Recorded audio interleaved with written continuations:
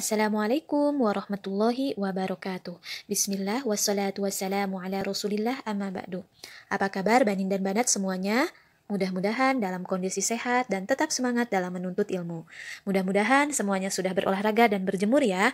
Dan silahkan siapkan buku catatannya untuk mencatat hal-hal yang penting ya. Ikatah ilmu dengan tulisan. Bagi yang belum membaca doa sebelum belajar dan meminta kemudahan, silahkan semuanya berdoa terlebih dahulu.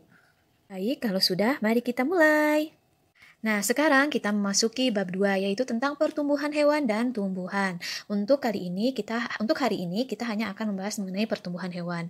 Budani sebentar, sebelum lanjut, apa itu pertumbuhan? Baik, silahkan Bani dan Banat amati foto berikut ini ya, sambil mendengarkan penjelasan Budani. Banin dan Banat, silakan diamati gambar adik bayi dari 0 tahun sampai 5 tahun. Kalian bisa melihat tinggi badan mereka terus mengalami pertambahan ya. Setiap tahun mereka bertambah tinggi ya. Proses bertambahnya tinggi maupun berat tubuh pada makhluk hidup yang bisa dihitung dengan angka itu yang disebut dengan pertumbuhan. Intinya, pertumbuhan adalah sesuatu yang bisa dilihat langsung dengan mata kita ya. Nah, kalau kita punya adik bayi, kita bisa melihat ketika adik bayi kita keluar dari perut mama kita, lahir masih merah, belum bisa ngapa-ngapain. Sekarang usianya misalkan udah 3 tahun, udah tinggi, udah besar ya. Nah, hewan pun sama seperti manusia mengalami pertumbuhan ya. Mulai dari contohnya adalah ayam ya. Dari telur, kemudian menetas menjadi anak ayam, kemudian bertambah besar menjadi ayam dewasa. Kemudian ada contohnya lagi nih, pertumbuhan kambing. Dari kambing bayi, kemudian bertambah besar, lama-lama menjadi kambing dewasa. Nah, itu adalah contoh hewan yang mengalami pertumbuhan, tidak mengalami perubahan bentuk. Dari bayi sampai dewasa bentuknya sama ya. Kalian bisa lihat kan, bayi kambing sampai kambing yang sudah dewasa bentuknya tetap sama kambing gitu ya. Tidak ada perubahan bentuknya ya. Nah, itu contoh pertumbuhan hewan yang tidak mengalami perubahan jenis dan bentuk.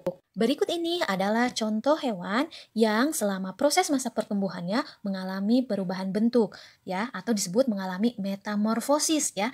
Kita lihat contohnya adalah kupu-kupu dan katak. Nah, kupu-kupu mulai dari telur ya, kemudian menjadi kupu-kupu dewasanya, dia mengalami perubahan bentuk ya, berbeda setiap prosesnya. Tidak seperti kambing. Kalau kambing mah dari kambing bayi sampai kambing dewasa itu sama bentuknya, ya enggak? Nah, kalau kupu-kupu kita lihat mulai dari telur menetas, enggak langsung jadi kupu-kupu muda, tapi mengalami proses dari ulat dulu, kemudian berubah menjadi kepompong, kemudian berubah menjadi kupu-kupu muda, akhirnya menjadi kupu-kupu dewasa ya.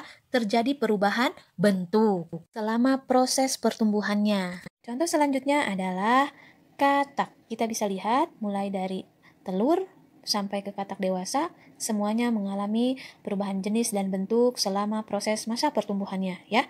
Mulai dari telur berubah menjadi kecebong, kemudian tumbuhnya kaki, akhirnya menjadi katak muda, akhirnya menjadi katak dewasa.